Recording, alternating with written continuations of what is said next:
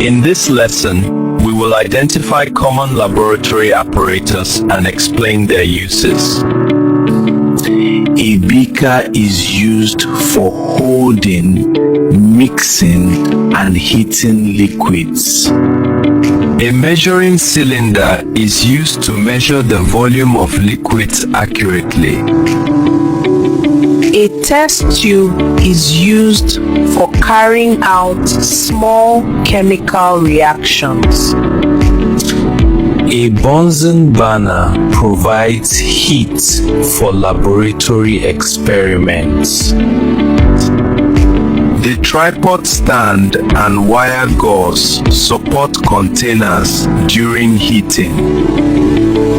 A funnel is used for filtration and for transferring liquids safely. A conical flask is used for mixing and holding solutions. A thermometer is used to measure temperature during experiments. Understanding laboratory apparatus ensures safe and accurate scientific experiments.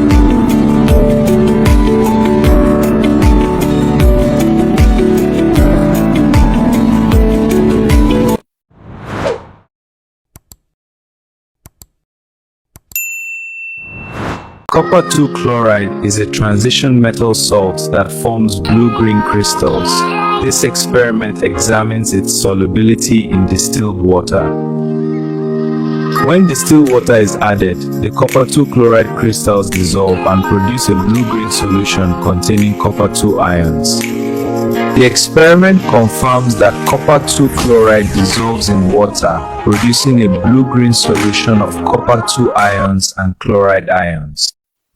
Before starting titration, all apparatus must be correctly arranged and properly labeled. All apparatus must be thoroughly washed with distilled water to remove contaminants.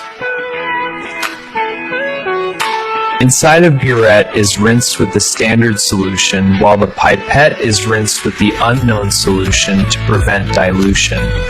The burette is filled with the standard solution and the jet is filled to remove air bubbles.